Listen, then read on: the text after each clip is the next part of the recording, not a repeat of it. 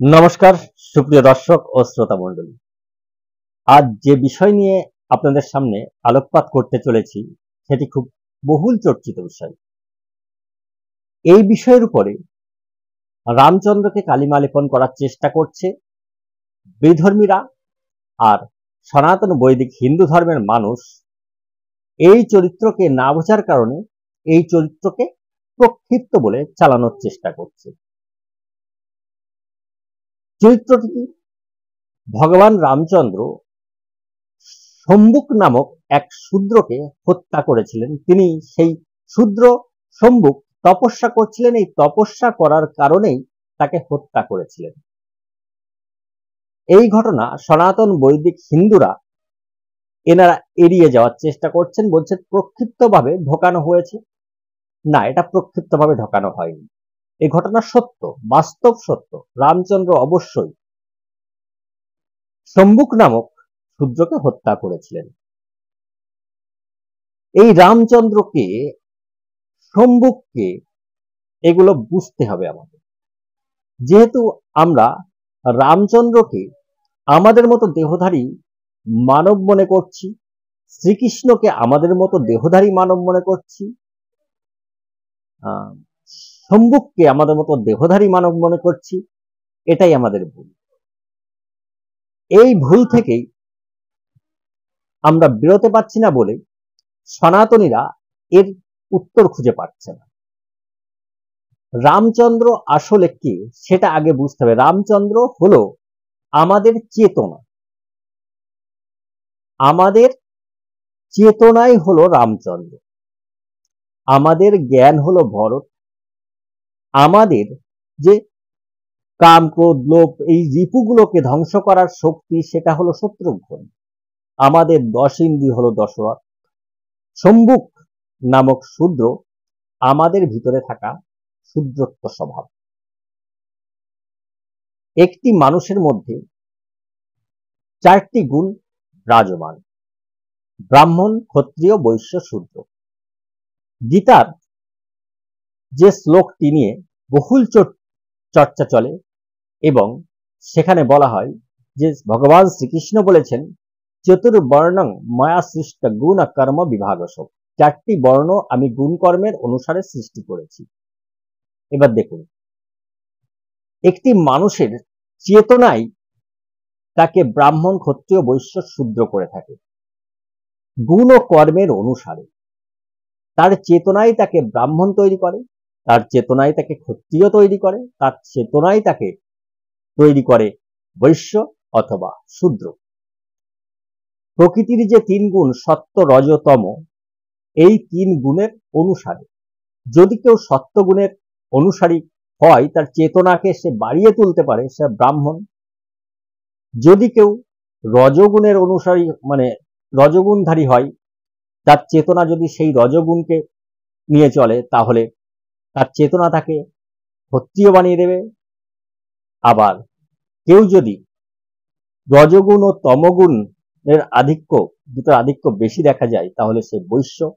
আবার যদি কারোর মধ্যে তমগুণের আধিক্য দেখা যায় বেশি, তাহলে সে শূদ্র। এই জন্য গীতায় আমাদের সত্য, রজ, তম গুণ বিচার করে আমাদের খাদ্যাভ্যাসের জন্য সাত্ত্বিক, রাজসিক, তামসিক খাবারও দেওয়া হয়েছে। যে খাবারগুলি খেলে, আমি আসছি ওই পর্যায়ে, আসছি ওই কথাটি আসছি, যে খাবারগুলি খেলে আমাদের মস্তিষ্ক সুস্থ থাকে, দেহে কোনো রকম পীড়া থাকে না, আমরা সুস্থভাবে চিন্তা করতে পারি, ভাবতে পারি, সেই খাবারগুলি হলো সাত্ত্বিক খাবার। শুধুমাত্র ভেষজ বলেই সেটি সাত্ত্বিক খাবার হতে পারে না।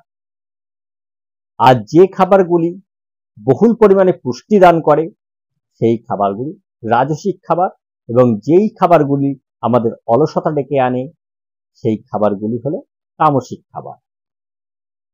এখানে ভেষজ খাবার খেলো বলে সে সাত্ত্বিক খাবার খাচ্ছে তা হয় না। ভেষজ খাবার খাচ্ছে, আবার দেখা গেল সেটি রাজসিক ভাবে তৈরি করে খাচ্ছে, পুষ্টি গুণ সমৃদ্ধ করে খাচ্ছে, তাহলে সেটি রাজসিক খাবারে পরিণত হয়। আবার সাত্ত্বিক দুধকে যদি রাজসিক ভাবে তৈরি করা হয়, তাহলে সেই সাত্ত্বিক দুধও রাজসিক পরিণত হয় এবং আরো তামসিকও চলে যেতে পারে। আবার একই খাবার যদি কিছুদিন একদিন বাসি করে রাখা হয়, যেমন ভাতকে রেখে দিলে পান্তা, জল ঢেলে রেখে দিলে পান্তা হয়ে যায়, সেটা খেলে দেখবেন ঘুম ঘুম ভাব আসে, অলসতা আসে। এই পান্তা খেলে যেমন অলসতা আসে, সেই ভাতই কিন্তু সাত্ত্বিক, রাজসিক, তামসিক হয়ে যাচ্ছে। একই খাবার সাত্ত্বিক ও রাজসিক, তামসিক হচ্ছে গুণের উপরে নির্ভর করে। ভাবতে হবে কিভাবে আমরা খেলে আমাদের সাত্ত্বিক, রাজসিক, তামসিক বিচারগুলো থাকছে। সেই জন্য মাছ মাংস হলেই যে সেটি তামসিক তা নয়, আবার শাকসবজি হলেই সেটি সাত্ত্বিক সেটাও নয়। যাক, এ বিষয় নিয়ে পরে অন্য সময় আলোচনা করা যাবে। আজ যে বিষয় তা হলো, রামচন্দ্র রাজত্ব করছে, খুব ভালোভাবে রাজত্ব করছে, সেখানে কোনো সমস্যা নেই। হঠাৎ একদিন এক ব্রাহ্মণ সেখানে কাঁদতে কাঁদতে উপস্থিত হলো। তার কোলে একটি বাচ্চা আছে 5 বছরের। এটা বাল্মীকি রামায়ণ থেকেই বলছি, বাল্মীকি রামায়ণের উত্তরকাণ্ড। প্রক্ষিপ্ত নয় ঘটনাটি। প্রক্ষিপ্ত যারা বলছে তারা সত্যকে বুঝতে না পারার কারণে রামচন্দ্রকে মহামানব তৈরি করার জন্যই তারা প্রক্ষিপ্ত বলতে বাধ্য হচ্ছে। রামচন্দ্র হলো আমাদের চেতনা, এই বিশ্ব ব্রহ্মাণ্ডের এনার্জি রাম। এইবার আমাদের মধ্যে থাকা চেতনা খুব সুন্দরভাবে রাজত্ব করছে। 4টে বর্ণ আছে, ব্রাহ্মণ, ক্ষত্রিয়, বৈশ্য, শূদ্র। এই চেতনা ক্ষত্রিয় রূপে পরিচালনা করছে দেহকে, এই রাজ্যকে। ব্রাহ্মণ কাঁদতে কাঁদতে আসছে, কেন? তার একটি 5 বছরের পুত্রের মৃত্যু হয়েছে। রামচন্দ্রকে দোষারোপ করছে ব্রাহ্মণ যে আমি তো কোনো পাপ করিনি, কোনো অন্যায় করিনি, কখনো কোনো মিথ্যা বলিনি, নির্দোষ শব্দটা, তাহলে আমার জন্য তো আমার সন্তানের মৃত্যু হতে পারে না। তাহলে রাজা পাপী। যে রাজ্যের রাজা, মানে এটা এমন ভাবে বর্ণনা করা হয়েছে, যদি কোনো রাজা কিভাবে তার দেশ শাসন করবে সেটা যেমন বাহ্যিক দিকতে দেখানো হয়েছে, তেমন অন্তর্নিহিত ভাবে মানুষের ভিতরে মানুষ কিভাবে তার নিজেকে পরিচালনা করবে সেটাও দেখানো হয়েছে। এবার রামচন্দ্রকে যখন দোষারোপ করছে, রাজাই এমন কোন পাপ করছে যার জন্য ব্রাহ্মণ পুত্র মারা গেছে, তখন রামচন্দ্র তার ভাইদের লক্ষণ, ভরত, শত্রুঘ্ন এবং মন্ত্রী বশিষ্ঠ, যাজ্ঞবল্ক্য, বিভিন্ন মন্ত্রীদের সঙ্গে পরামর্শ করলেন। নারদ, এই সময় নারদ বলছেন যে এটা ত্রেতা যুগ, ত্রেতা যুগে কোন শূদ্র নিশ্চয়ই তপস্যা করছে এবং সেই শূদ্রের তপস্যার কারণেই এই ব্রাহ্মণ বালকের মৃত্যু হয়েছে। হে রাম, তুমি খোঁজ নিয়ে দেখো কোথায় সেই শূদ্র তপস্যা করছে। রামচন্দ্র তার পুষ্পক রথকে আহ্বান করলেন। পুষ্পক রথ অর্থাৎ বিমান, অর্থাৎ প্লেন, মুহূর্তের ভিতরে রামচন্দ্রের কাছে চলে আসলো। আর রামচন্দ্র সেই প্লেনে উঠে বসলেন, বিমানে উঠে বসলেন এবং আদেশ করলেন বিমান পূর্ব, পশ্চিম, উত্তর দিক ঘুরলো এবং সমস্ত দিক ঘুরে, 3টে দিক ঘুরে রামচন্দ্র দেখলে সমস্ত রাজ্যের 3টে দিকে সম্পূর্ণ সুন্দরভাবে সবকিছু ঠিকঠাক, কোনো অসুবিধা নেই। রামচন্দ্রের বিমান এবার দক্ষিণ দিকে গেল। দক্ষিণ দিকে সে শৈবল নামক পর্বতের পাশে একটি সরোবর, বৃহৎ সরোবর, সেই সরোবরের কাছে একটি বড় গাছে নিচের দিকে মাথা দিয়ে উপরের দিকে পা দিয়ে একজন তপস্যা করছে রামচন্দ্র দেখতে পেলেন। রামচন্দ্র তাকে জিজ্ঞাসা করলেন, হে তাপস ভদ্রে, খুব ভদ্র ভাষায়, নম্র ভাষায় বিনয়ের সঙ্গে জিজ্ঞেস করছে, তুমি কে? তোমার জাতি কি? তুমি কেন এই কঠিন তপস্যা করছো? তখন সেই ব্যক্তিটি বলল যে আমার নাম শম্ভুক, আমি এই দেহেই দেবত্ব পাবার চেষ্টা করছি, তার জন্য তপস্যা করছি। আমি দেব রাজ্য অধিকার করতে চাই, আমি জাতিতে শূদ্র। এই কথা বলার সাথে সাথেই রামচন্দ্র তার দিব্য তরবারি দিয়ে তার মুণ্ডুচ্ছেদ করলেন। কোন তরবারি? অলৌকিক তরবারি, দিব্য তরবারি।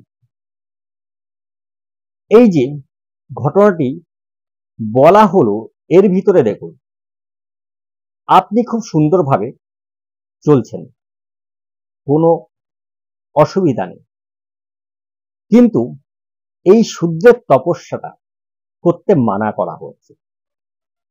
শূদ্রের তপস্যা আমরা আজকে করছি, কিন্তু বুঝতে পারছি না। শূদ্রের যে তপস্যা সেটা ওমকার বিহীনী তপস্যা।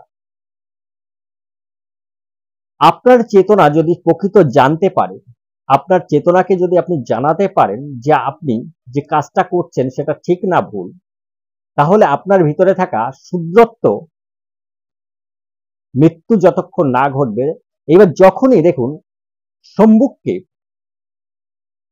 হত্যা করা হলো, সঙ্গে সঙ্গে ব্রাহ্মণত্ব জেগে গেল, অর্থাৎ ব্রাহ্মণের পুত্র প্রাণ ফিরে গেল। এদিকে শূদ্রত্ব তপস্যা করছে বলে কি হলো, ব্রাহ্মণত্ব মৃত্যু মুখে চলে গেছিল। সেই জন্য একটি মানুষের জীবনে ব্রাহ্মণত্ব কি, সত্য, দান, তপ, এই যে বিষয়গুলি রয়েছে, যে গুণগুলি রয়েছে, এইগুলি ধ্বংস হয়ে যায় এবং অহিংসার জায়গায় হিংসা, সত্যের জায়গায় মিথ্যা, এগুলো। এই যে শুম্বক, এ বলছে আমি এই দেহেই দেবত্ব অর্জন করতে চাই এবং আমি দেবরাজ্য অধিকার করতে চাই। দেবরাজকে, দেবরাজ হলো দেবরাজ ইন্দ্র, ইন্দ্রকে, ইন্দ্র হলো আকাশের চাঁদ, আর আমাদের ভিতরে কি, মুন। মন, ইংলিশে মুন বলা হয়েছে, মুন মানে চাঁদ, কিন্তু আমরা বাংলায় মন বলি। আর ওরা এই মনকে, আমরা যখন মন আর ওরা সেই মনকে মুন করেছে। এই মন হলো দেবরাজ। আপনার আমার শরীরের এই রাজ্যের রাজা হলো মন, আর চেতনা হলো ঈশ্বর, রাম। এই মনের রাজ্য যদি সূর্যত্ব প্রাপ্ত হয় তাহলে কি হবে সেটা একবার ভাবুন। শম্ভুক নামক শূদ্র যদি এই মন রাজ্য অধিকার করে নেয়, তাহলে পাপ আর পুণ্যের ভেদাভেদ থাকবে না। যাদের ভিতরে এই শম্ভুক নামক শূদ্র অধিকার করে নিয়েছে মনের এই রাজ্যকে, এই দেহের রাজ্যকে, তারাই রামায়ণের উপরে, রামের উপরে কলঙ্ক লেপন করার চেষ্টা করছে। তারাই সত্যকে জানতে পারছে না, মিথ্যার আশ্রয় নিয়েছে। আর যাদের ভিতরে থাকা রামচন্দ্র জাগৃত আছে, যারা রামকে বলছে যে কোনো একটি শূদ্র তপস্যা করছে, সঙ্গে সঙ্গে রামচন্দ্র গিয়ে সেই শম্ভুকের মুন্ডুচ্ছেদ করে দিয়েছে।